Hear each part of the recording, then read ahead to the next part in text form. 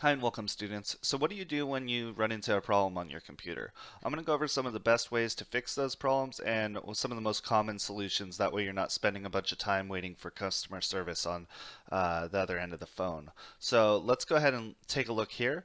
And so first thing you should do is reboot your system. I don't care if you're working on a cell phone or a computer or a printer. It doesn't really matter what you're working on. Rebooting the system oftentimes will actually fix that problem. Sometimes when you have a bad internet connection in your house, you just unplug the router or modem and then you plug it back in and that problem will be fixed. So that's one thing you could do. Next thing, check connections. Okay, oftentimes when people have problems with their computers, they forget to check that it's actually plugged in. So you're going to want to make sure that it's plugged in, all the connections are plugged in all the way, everything's plugged into the correct spot. And once you do that, that's probably the second place that you should go check, right? Is those connections. Next, you should do ask what changed. So, did you add a program to your computer? Did you delete something? Did you change a file path? Something like that. So, I know sometimes when my students will save something in Word, they might go back and save it to somewhere else or change the folder location.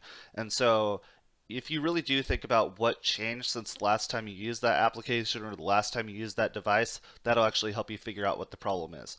Next, search online. So sometimes people have problems with actually getting on the computer and searching online because their internet is out. Well, remember, your cell phone runs on a separate network than your computer, so just plug in the problem into a search on your cell phone and that should be able to point you at least in the right direction. Next up, run troubleshooters, right? So look on your programs that you're running, see if it has a help menu or a resource that you could use in order to fix the problem that's right in front of you. So if it has a help menu or if a dialog box comes up and it says help, make sure you check that out and see if that works to fix your problem. Lastly, check the task manager. So that's Control plus Alt plus Delete on your keyboard. You do that, you could just end the program right away. So if you have an internet browser and it freezes up, you can run Control Alt Delete, close the task, and then restart it, right?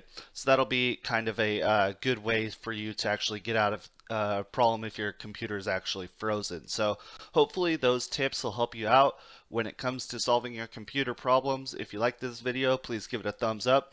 If you have a video request, put it in the comment section. Other than that, please subscribe to the channel. Thank you so much for watching.